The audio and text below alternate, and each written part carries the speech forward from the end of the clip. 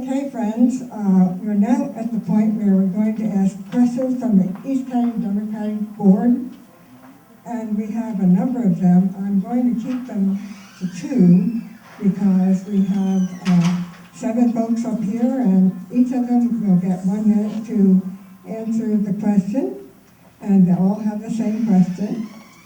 So the first thing that our board agreed that I should ask you is, do you have any detrimental history that would detract from your success as a candidate, as a member of the House, also known as baggage? 1 minute. Well, that's a loaded question. No, actually, in my case, I've been married 40 years. I'm not aware of any baggage, but like many of us, we've had some challenges along the way. So I have lost a son. I also had some issues with some real estate a couple of years ago, like many of you did. I've come out unscathed. I've rebuilt my credit history, and frankly, I've been very, very successful. But that is about the extent. I'm not that interesting in terms of anything that you would find. Not really. As far as credit's concerned, I am a victim of student loan predatory, banks. Almost lost my house, and fortunately, I got out and doing really well. And no, I can't think of anything. Well, nah.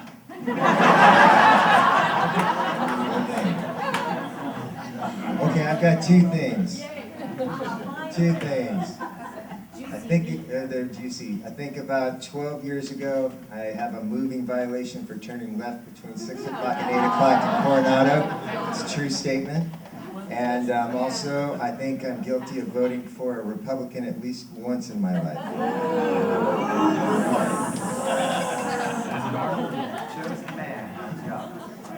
I'm happy to tell you that I have no skeletons in my closet. That's right. I've run for office before. If there was any dirt on me, it would have come out in the last election, so I can assure you that I am squeaky clean. I also work in a very highly regulated industry that holds a realtor's license. If there were any problems or complaints about me, it would have surfaced long ago. Thank you very much. I'm a good old Georgia girl, so, and I'm a devout Christian, so I try to live my life in a godly way, and obviously you fail, but not to the extent that I think I have any baggage that might hold me up in this election, so that's an interesting question, and a good one. Thank you. Lost an election. My baggage gets checked every time I'm at the airport, so my baggage is pretty good. And I got clearance at the White House, so that works, and the Department of Labor, so I got pretty good clearance, and I cried like a baby the day I got to work. They're not kidding. I didn't think I was going to get it, so my baggage is pretty clean.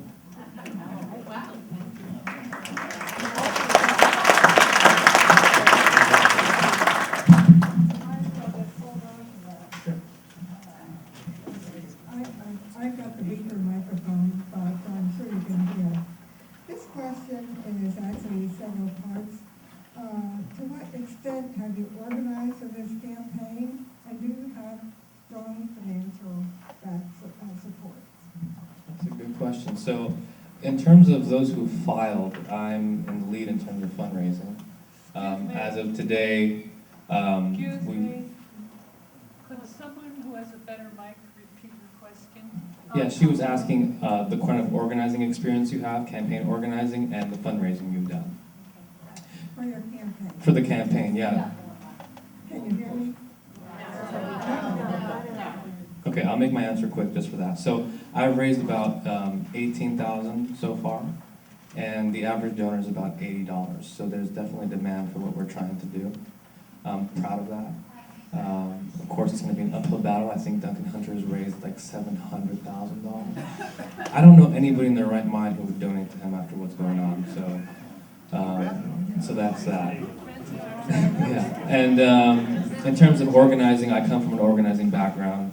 You all sent this skinny community organizer to Washington before, so I know a thing or two about campaigning. And I actually have one of my field organizers who's sitting right there. Wave, it's all. And then I got all my family. We love to organize. So yeah. Well, I was kind of in the hole, but I'm much better now. Things are picking up, and I'm at 16 now. Not as good as you, but certainly not Duncan Hunter. And so I'm moving along.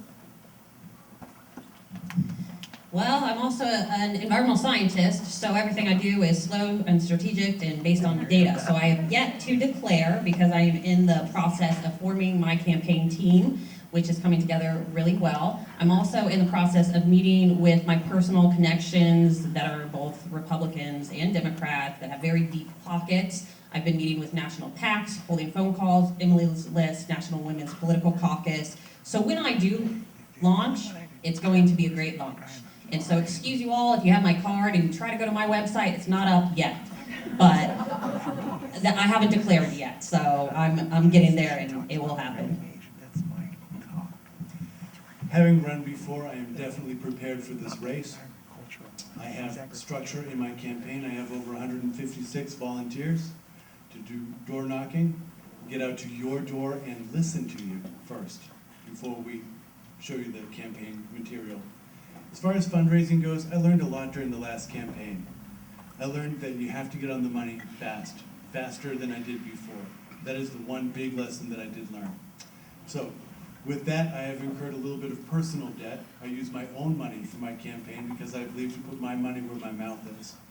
Thank you. Thank you. So I announced on Tuesday, and somehow between then and now I've raised a little over $20,000. I'm not sure how that happened. Thank you. You can go to joshbutlerforcongress.com and have a Twitter account and a Facebook account and every account they have now. I'm trying to keep up with them, but now it's getting very difficult. I have a great team.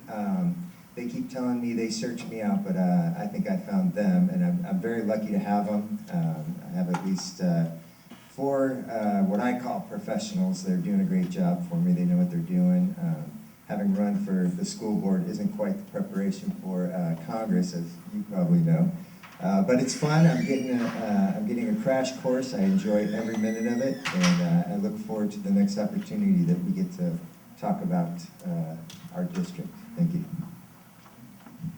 Yeah, I just jumped in a couple of weeks ago and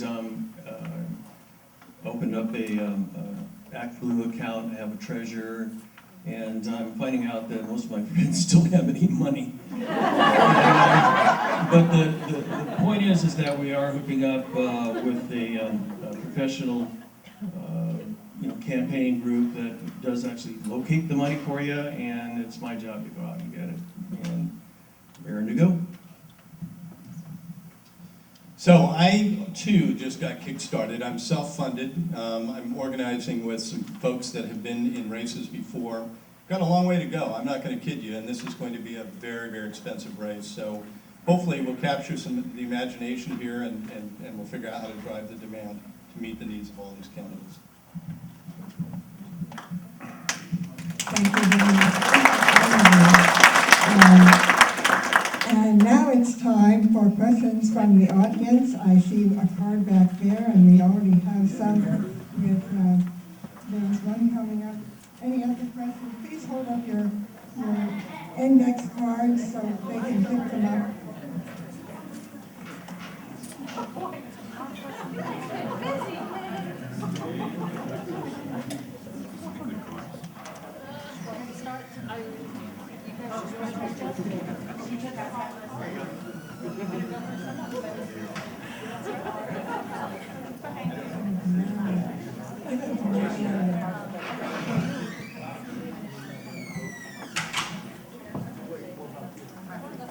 Are we lucky to have such a wide array of talent on this stage?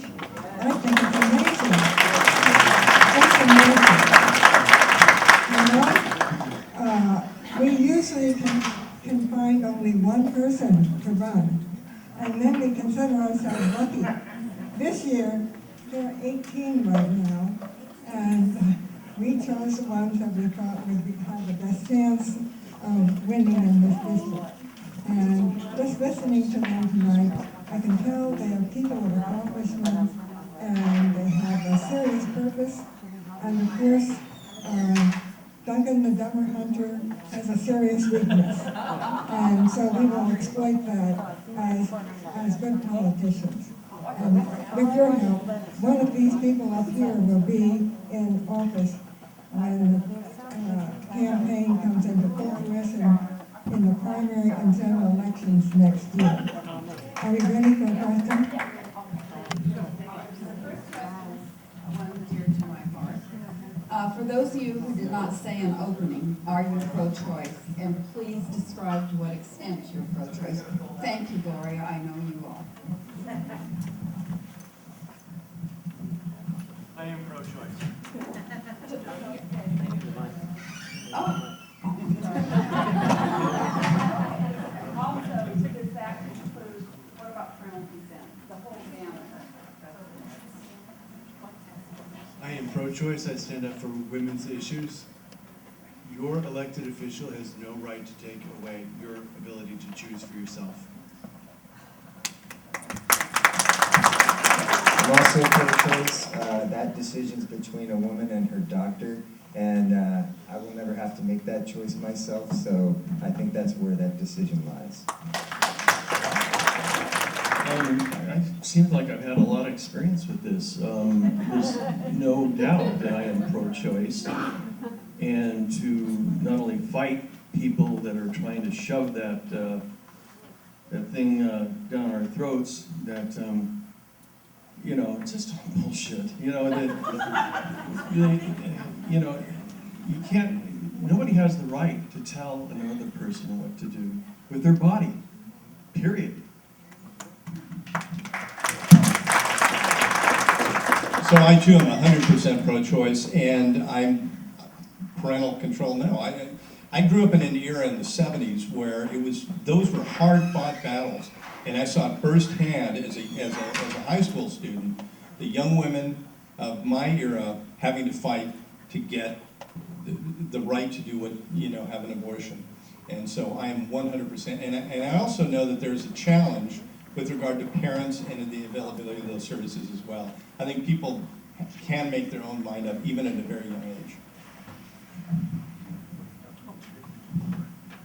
I am unequivocally pro-choice. Roe v. Wade is the law of the land. And here's the reality of our White House. Women's rights are under attack. Our president, 12 women came forward and said he sexually assaulted them.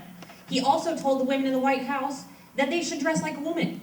Mike Pence won't meet women alone or eat in a room with women alone. I'm personally offended that these are the men representing me and my women friends, and we need more women in government, and I will never, ever support any concept that the government should tell me or anyone what we can and cannot do with our bodies.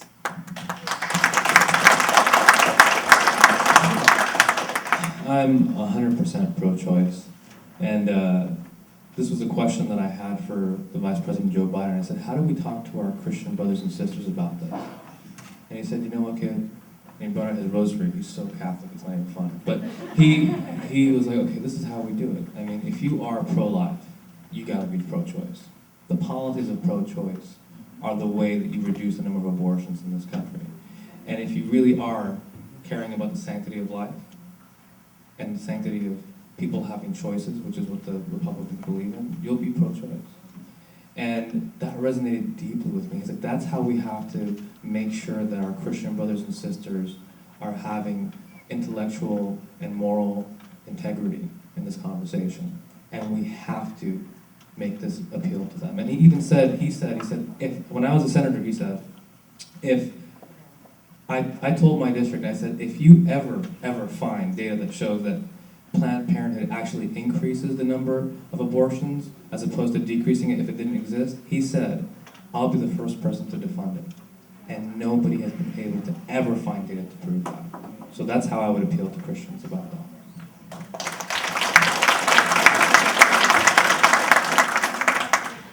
Oh, I thought, you know I am. You know? And I have to tell you, as a nurse, I have examined hundreds and hundreds of bodies. I have yet to find anybody with any little wing buds in back or a halo. to make a decision about any woman.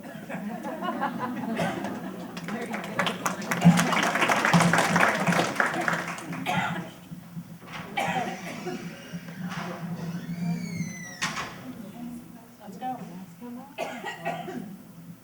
I've got several of these, so I just want to hit them all.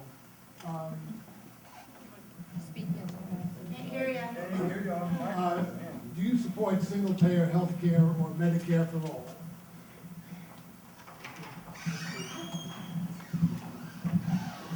Well, of course I do. I mean, if you think about it, Medicare for all makes incredible good business sense. Today, Medicare takes care of our elderly at the most expensive point of medical delivery.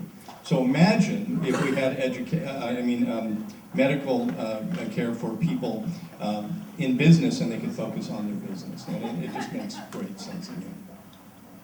Medicare for all should be based on the VA hospital system and and how they run. I can walk into a VA clinic anywhere in the United States, and all they got to do is punch in my last four of my serial or social security number, and there goes my whole history right in front of it, and I can get treated, and I can get affordable pharmaceuticals.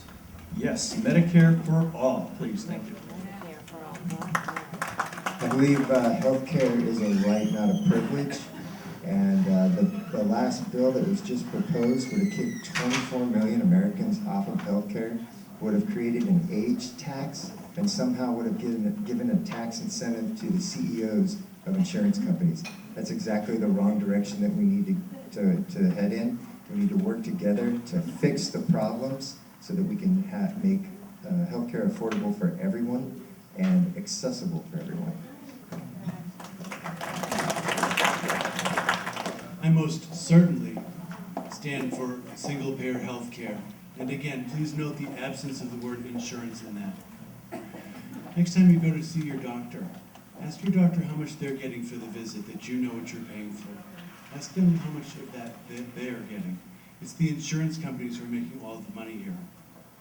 We need to get rid of that part of the equation and get single-payer health care for all. And by all, I also mean undocumented immigrants in this country. Single-payer health care for all is done in so many other countries that helps people. Even if you have the best health care going, it helps your neighbor. It helps your small business who doesn't have to carry the burden of having the employer be your health care provider. Single-payer health care is definitely on the way for us. California starts everything first. SB 562, Tony Atkins is your champion on this one, and I support that bill, and I support single-payer health care for all. I also support single-payer health care. In San Diego County alone, 120,000 people are signed up on the ACA. We have 900,000 people on Medi-Cal. 1 in 6 individuals between 18 and 55 in rural San Diego don't have any insurance. There should be no profit when it comes to individuals' health. None. And the system that we need to offer needs to cover the full continuum of services, so we don't have to worry when you are in your moment of need and crisis, facing a health issue. You're not worried about out-of-pocket expenses. You're not worried about an in-care service provider. This is not only going to help our nation, it's going to help our small businesses. Small businesses have to pay almost $6,000 per employee to provide health care. We certainly need to become like every other industrial country in our world and provide this vital service. It's a right, it's not a privilege, and I fully support it. 16 other industrialized countries have health care that we don't have, and it's a shame. We are the greatest country. This is what we should have. I worked at the VA. You know, I love that single-payer system. So, and we should be able to negotiate our medications, just like the VA does. There was a complaint by some of the patients who would look at green pills 1 month, and later on, they find out that the VA was able to get them cheaper, but they're a different color. But they're still the same drugs.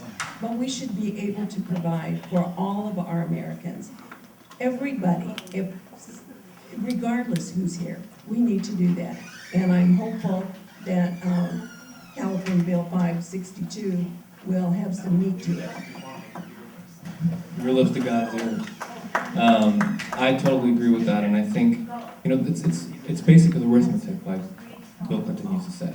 How do we broaden the base to reduce the rates? And there are a lot of ideas on how to do that. What's lacking is the political will, the ability to build consensus and bipartisanship. And I've worked across the aisle in Washington. I've worked with the president, of course. I've worked with Nancy Pelosi. I've even worked with Republicans. I've worked with Paul Ryan. I've sat down eyeball to eyeball, and he freaked out when he found out I was a Hispanic Arab whose father immigrated from a Muslim country. But I sat down eyeball to eyeball with Donald Trump and Reince Priebus and Ivanka, and they tripped out. But I told them, you know what? There are some things that we just can't sit on the sidelines. We need to get healthcare done. And I think getting Medicare and making that universal makes a lot of smart sense. We lack the political will to do it, but I could bring that to Washington.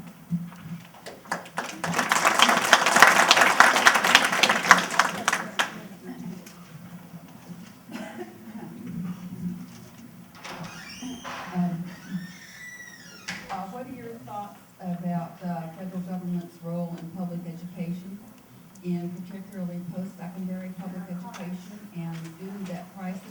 And also, do you believe that public funds, taxpayer funds, should go to do things like build playgrounds in private schools, especially religious schools? Did everyone hear that?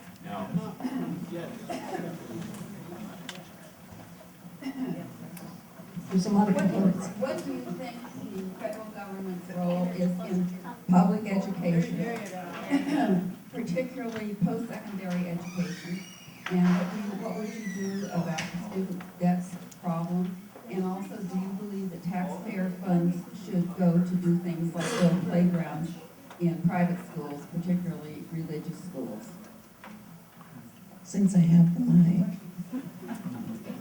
No, not in, I don't, as much as I want playgrounds in all schools, if it's a private school, they're paying for that. I mean, let's put our dollars in our public schools. And I would love to see all of our community colleges again, open and free for all of our students. I mean, people work hard enough as it is. And as far as student debt, the loans are outrageous. It's just, it's criminal. Young people go to college, they think that they're going to have a career. Well, then they have to get several jobs in order to pay for their loans. And that's not what it's supposed to be about.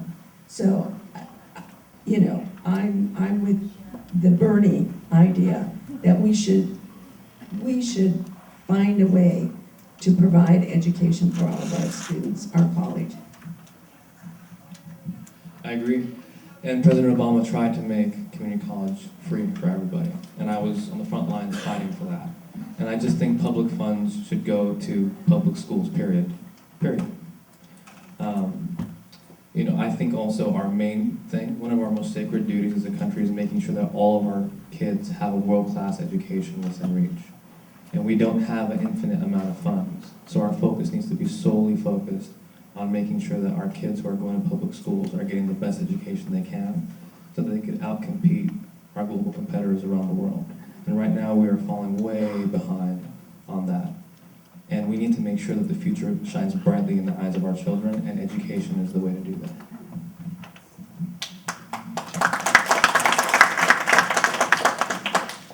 As a mother, it is one of my most important issues to advocate that all children are provided with the highest quality public education system in the world. I do not support Betsy DeVos' voucher system. It's particularly damaging in rural areas like our 50th district where there is not a school choice. Student debt, the US government needs to absolutely stop profiting off student loans.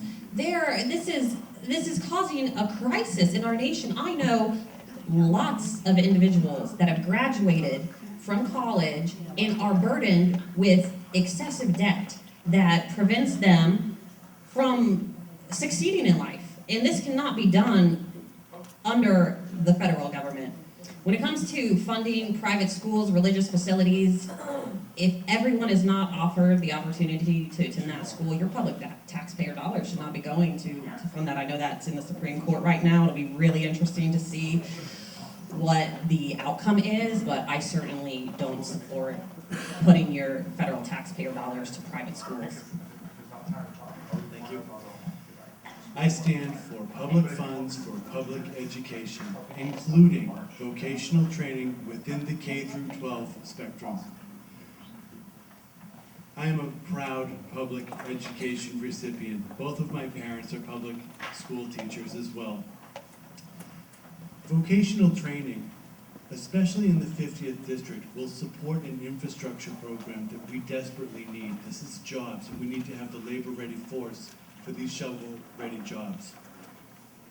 As far as funding a school ground, that's an easy one. That's a big no. A school playground for a Christian school over a public school funding? No.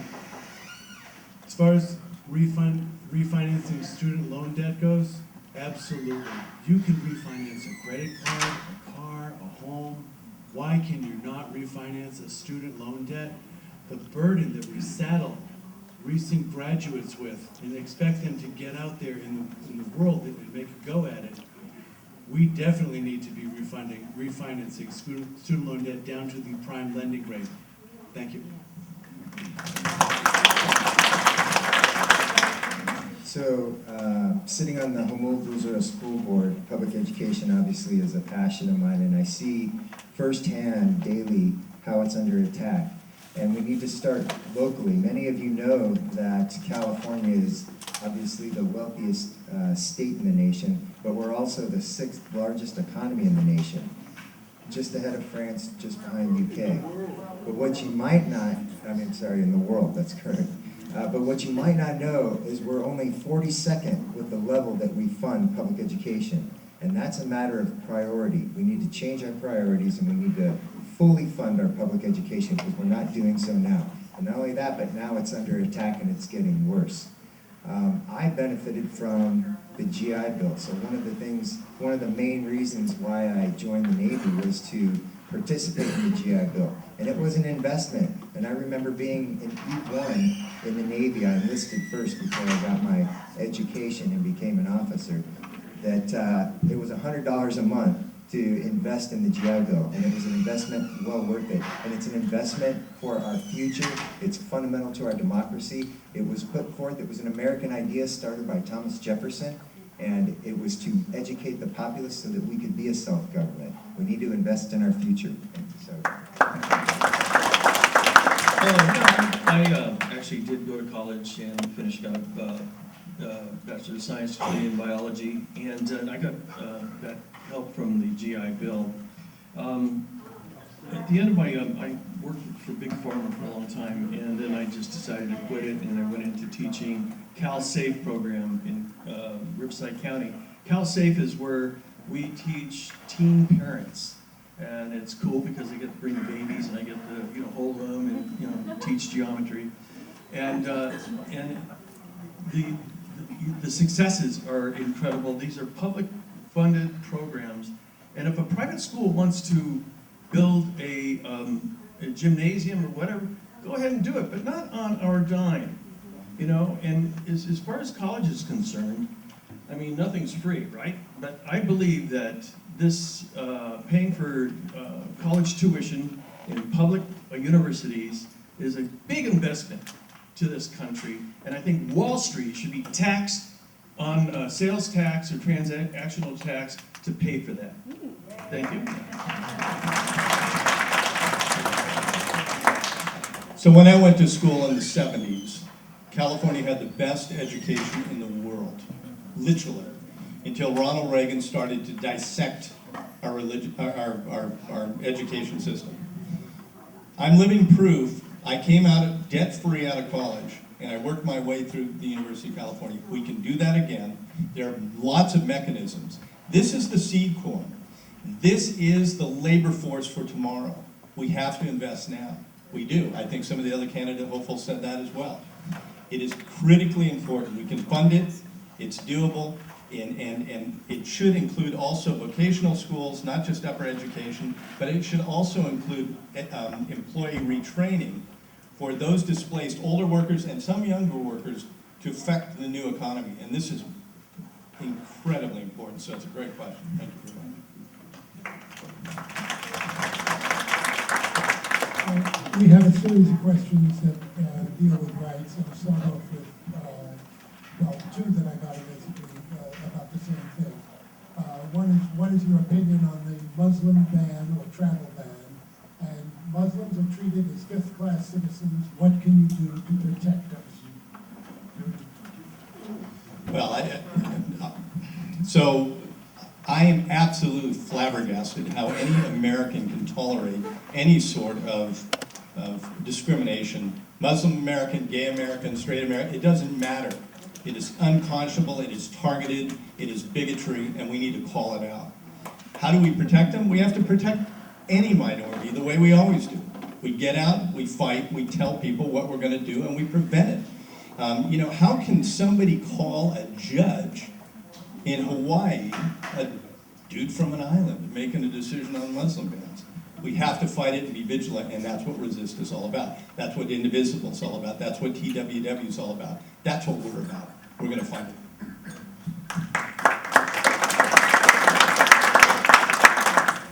I have no tolerance for intolerance, and I don't know, they're going to get it from me if I see it. I fought for it through the 70s. We did civil rights marches, even when I was in service.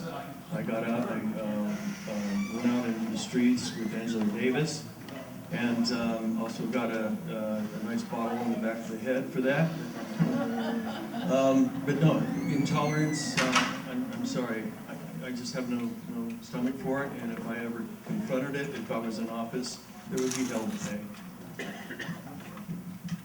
So I believe we need immigration reform that protects everybody's civil rights, especially those immigrants when they newly arrive to our country. We're a nation of immigrants, and we're stronger, very much stronger because of it. Building an ideological wall is a waste of money. I'm hearing 16 billion or more now, and it draws from the very funds that could actually possibly make us safer. We need to focus on our civil liberties. That's what makes us Americans. That's what makes us improve our lives. Thank you.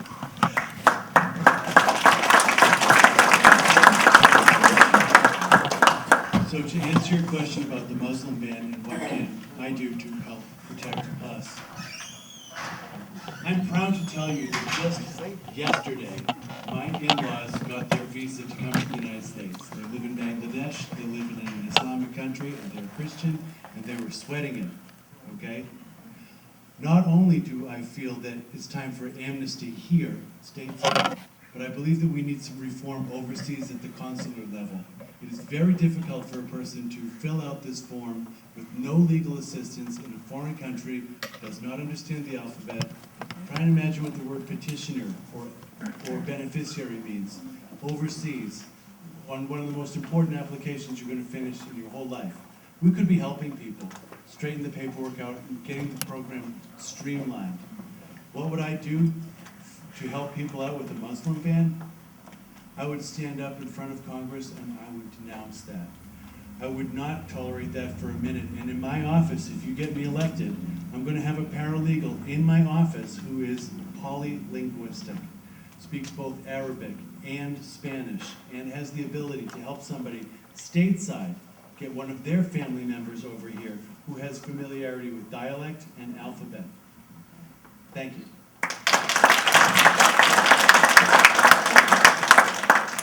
On the campaign trail, Donald Trump said he wanted to enact a Muslim ban. When he got into office, Rudy Giuliani said he came to him and asked, how can we enact a Muslim ban? Our courts have stopped the Muslim ban. It is a Muslim ban. What can we do? There are issues in the district with Republicans that we can compromise on. Racism, bigotry is not one of those issues. We will never do that. As a Christian, I am offended when Christians use their religion for hate. We must speak truth to power, And united, that's what we have to do. We have to be open, honest, stand your ground, and not allow this, because it is horrible.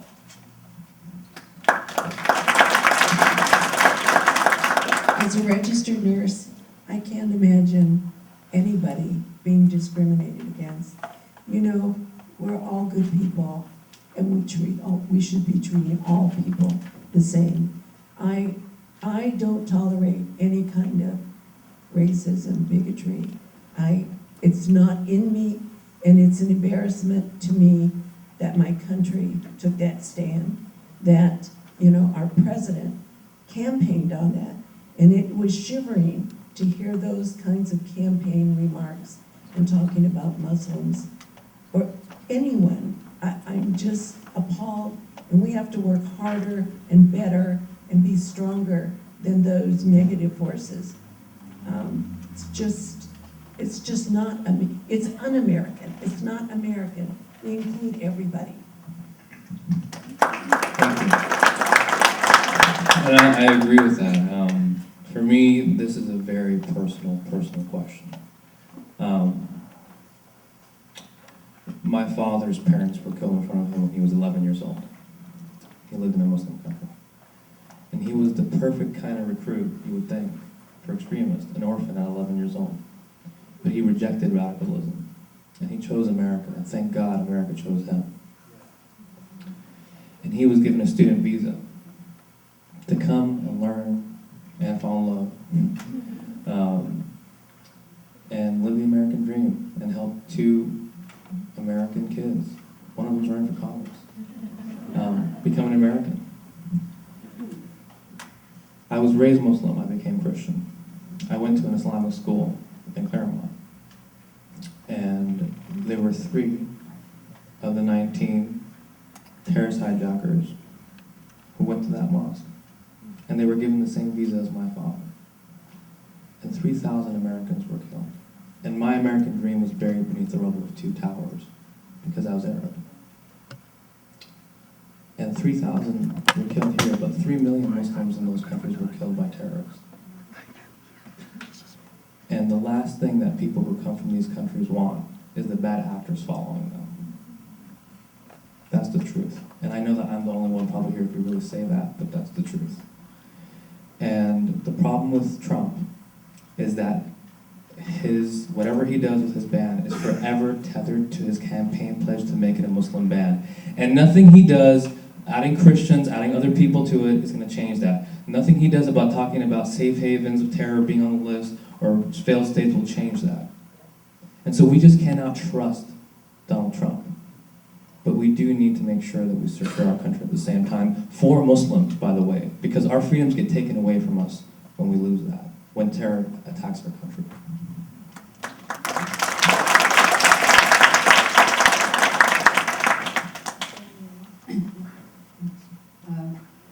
The hater-in-chief has been bold in all sorts of crazies.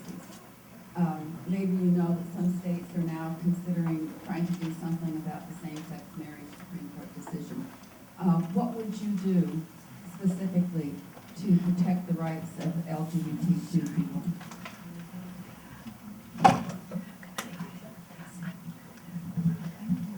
Yeah, I mean, love is love.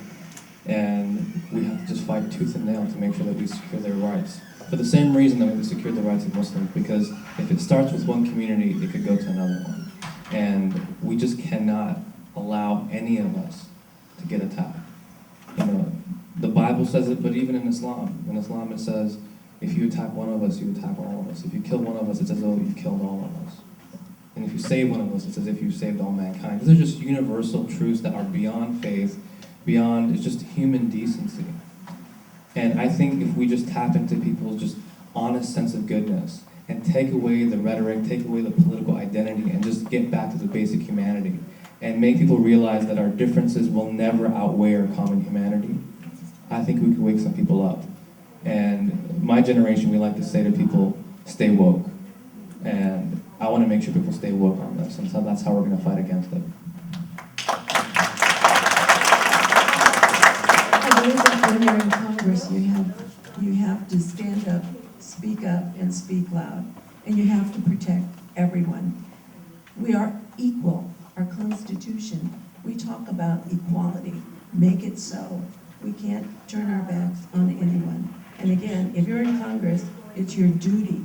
It's your duty to represent all of the people in your district. And you need to stand up, speak loud, and speak out.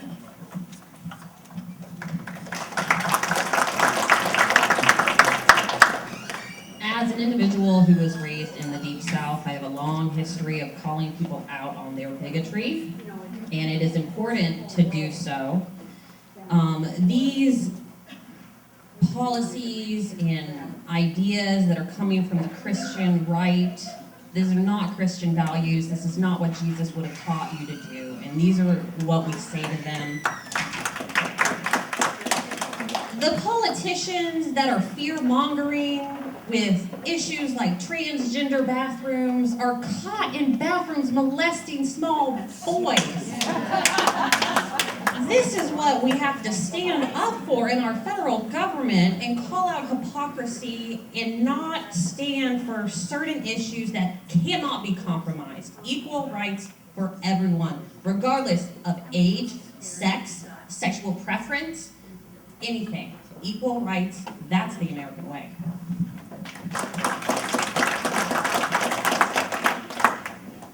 40 years after Stonewall, and here we are.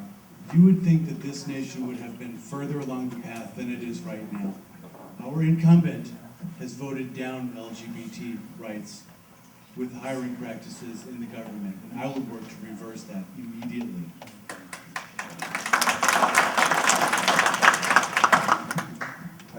Part of the reason I feel that we have an armed force is to protect those that can't protect themselves.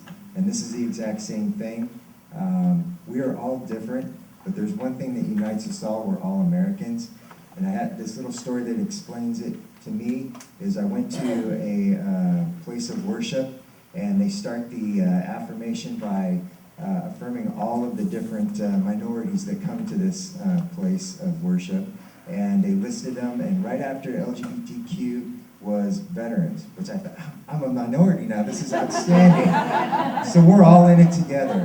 There's much more of us that is similar than there really is apart. We're all human beings, but we're all Americans, and it's up to us that have the power and the will to stand up for those that aren't being stood up for.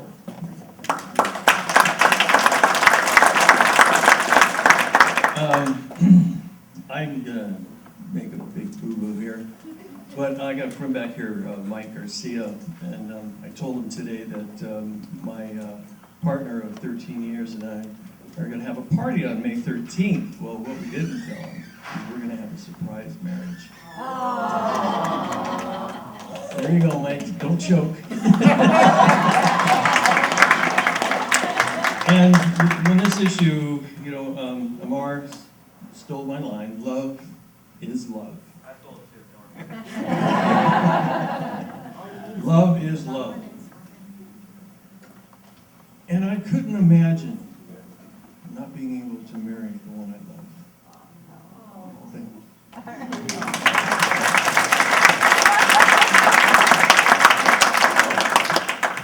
I don't know how to follow that one up. I'll tell you, when we think about the United States of America, it is founded on the notion of liberty. And liberty, and being a liberal, is all about saying what you should experience your life to the fullest happiness possible. You should be protected to explore whatever that life leads to. And I absolutely am. I'm happy that we finally have promoted gay rights and gay marriage. We have a long way to go. We will get there. But think of liberty as the foundation of everything you strive for. And imagine what the possibilities will be.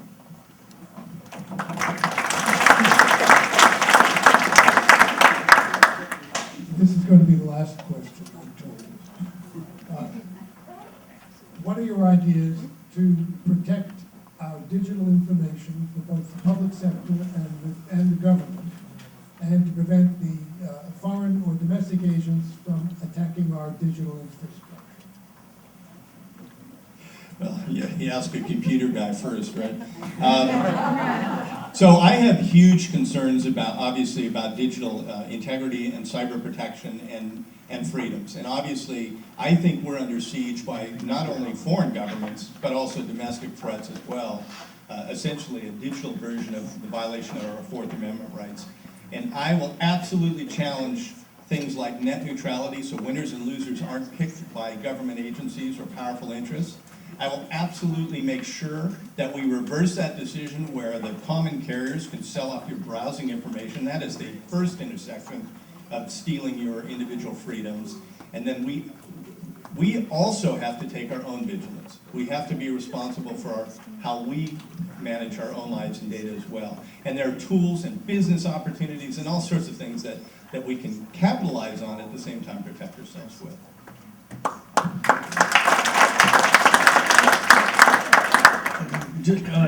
Does anybody listen or watch to Tom Hartman? Yeah, okay.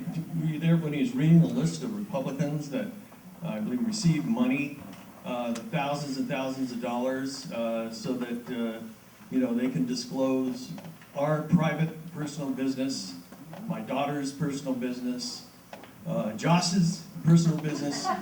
And the thing is that, I'm not a computer geek, I can barely.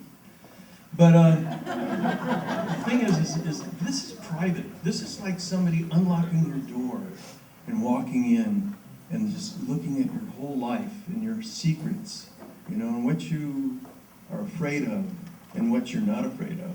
And that is control, and they know that. No way.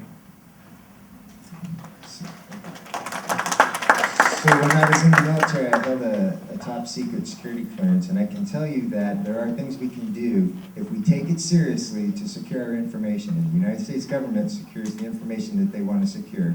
They can do it very well. We can always be better because the adversaries are working hard to defeat those safeties that we have. Selling our information to the highest bidder for the public is the absolute wrong thing to do. And why we are not having an independent investigation, bipartisan investigation to find out the full extent of what the Russians have done, because they're going to do it again. They're actively doing it now. We need to pressure our congressmen. We need to pressure, as a congressman, I will pressure those that have the ability to do that to make sure that that happens when I get there. Thank you.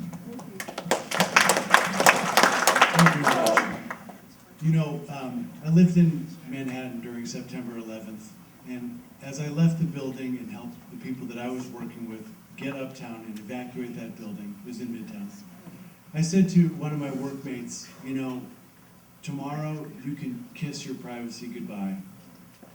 And that is where we're at right now after that Patriot Act. We're slipping down a very slippery slope there. One of the things that I could do for our district with cybersecurity is create some jobs. Out in the East County, where we have our telephone poles with the transformers on them, they're not only a fire hazard, a proven fire hazard, but it is a cybersecurity threat. And that is a good place for us to start with an infrastructure program that creates jobs for locals and vets with hiring preference.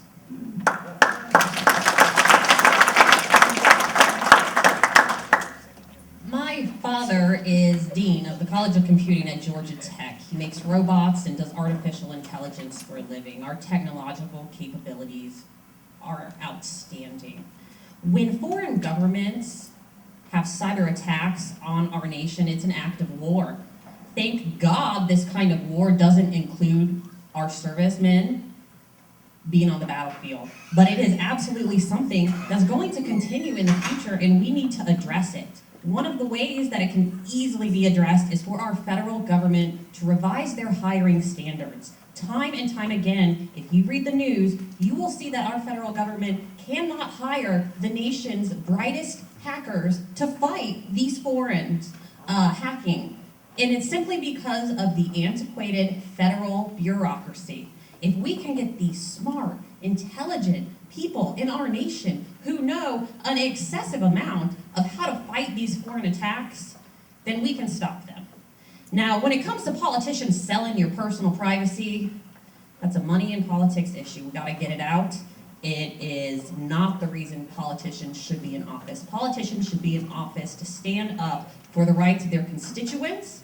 They should be in a public office to listen to what the constituents have to say. They should not be taking large amounts of money for corporate interests. And that's exactly what happened, 2 weeks ago? And that is not something that I will stand for when I'm in Congress. That's exactly right. Our congressman should not be selling us out. Think of us and all of our, well, I don't want to say secrets, but it's our personal lives. And they're just selling it out just to make a profit. That's not right. And again, you need to stand up, speak loud, and ensure that there's regulation to stop this. It just can't go on. You know, we have the HIPAA laws for all of you that have been in hospitals, and even people argue about that, about your medical coverage. Well, just think about everything else that they're allowing out there. We just can't let that go. And Congress has to be able to stand firm and protect all of us and all of our rights.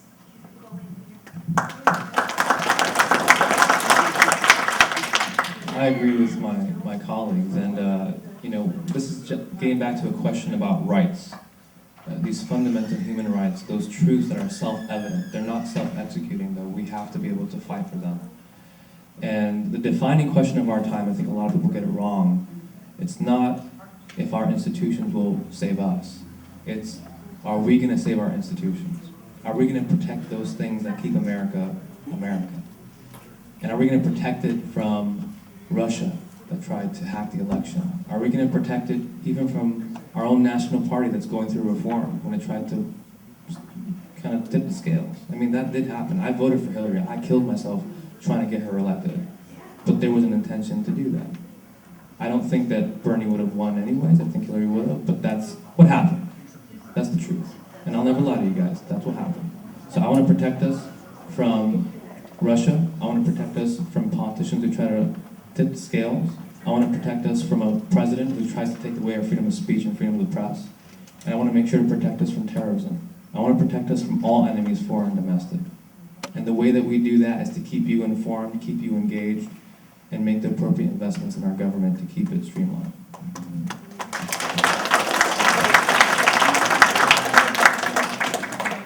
Now we're going to have our candidates each do a 1-minute closing statement. You guys have been wonderful.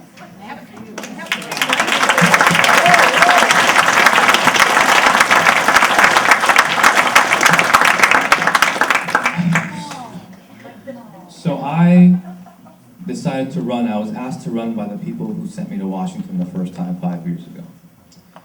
And I made a pledge that if I was going to come back and give back, that I would continue to try to make those people proud. And I think what we're lacking in Washington is honesty. I think a lot of people in politics in DC just lie to you. They say what you want to hear. And what I loved about Bernie Sanders is that he never did that. He just said the truth. And it just, people liked it or they didn't like it. And I'm going to be honest this whole election with you and treat you like the adults that you are and treat you like the leaders that you are. And I'm going to be completely transparent this whole race. And I'm a public servant now. I'm running to be that. So I'm willing to put my whole record to public scrutiny and match mine against Duncan Hunter's. And I bet you any day of the week that what I've done because of your help is far beyond what he's been able to do. And here's the thing. Elections aren't about us. We just gave you our resumes in different fashions. It's not about us. It's about you. It's about me. It's about all of us becoming an unstoppable we in the face of adversity.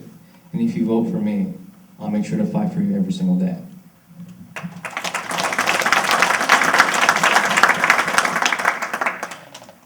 I joined this race because I was so frustrated that all of us in this room have been lacking in representation by our congressman. He's corrupt. It's been bad for 36 years. This is how long the dynasty has been here. And I believe in serving all of you. As a nurse, I take care of patients. You need to have your representative take care of you. Your voices need to be heard. You need to be represented. And I bring to you a lot of history, a lot of working with others, finding solutions, and figuring out problems. And these are the qualities that I believe that I can carry forward. And I'm not doing this for a career, as I said. It's a 2-year position, honestly. People should not view this as a dynasty or an entitlement. They go there, they represent their people. The founders made it this way. So, thank you.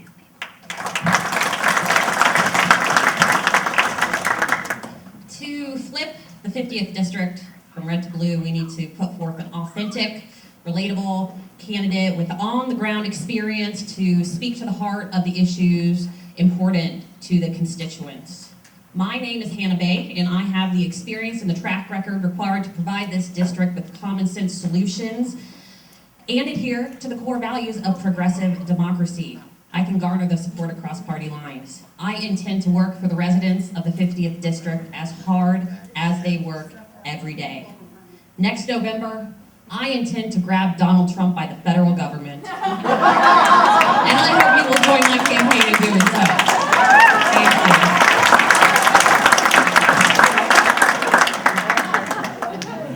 you. Thank you. My name is Patrick Malloy, and I believe you deserve to know what you would get out of me if I'm your rep. Constituent services will be the hallmark for my administration, including not just that immigration paralegal, but also a veterans advocate with a wheelchair accessible vehicle to go straight to a vet's home with a loved one of a vet, stay at the VFW, and help people get the benefits that they have earned in this country. We'll have at least 6 town hall meetings a year, running it like a business where the town hall has a reflection on the last meeting and the issues that were brought up and where we stand on that today. You need better representation in this district, absolutely. Not only that, but I want you to know that when I write legislation, I will be writing it with the middle class in mind, first and foremost, for those who want to aspire to it, or those of us who would like to stay in it. I will also work on amending other legislation so that it reflects our values in the 50th Congressional District. My name is Patrick Malloy, and I'm running to be your congressman. Please vote for me in 411 days in the primary. Thank you.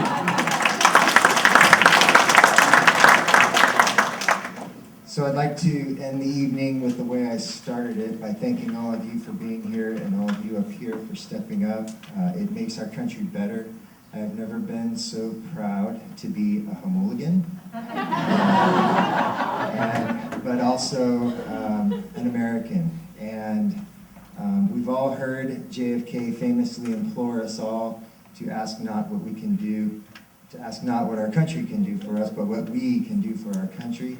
And in the SEAL teams, you notice that I always say the SEAL teams because we never did anything by ourselves. It was always teamwork. It will always be teamwork.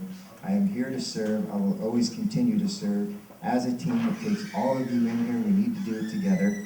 And I'm running in the 50th Congressional District to do just that. Thank you.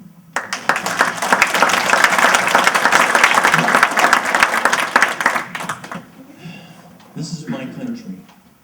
It's a gift to me. On the Vietnam Wall, there's 58,315 names, including a lot of buddies of mine on there. This is my country. I got to come home. They didn't.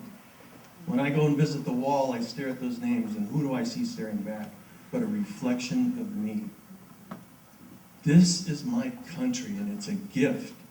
And it's time that I now pay the gift forward. My name is Pierre Beauregard. I'm running for Congress, the 50th District.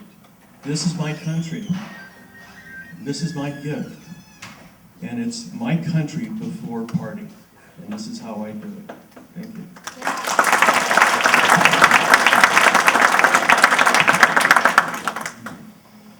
Well, thank you everybody for being here tonight, and I'm absolutely honored that I had the opportunity to share the stage with all these candidate hopefuls. Fabulous ideas and great questions.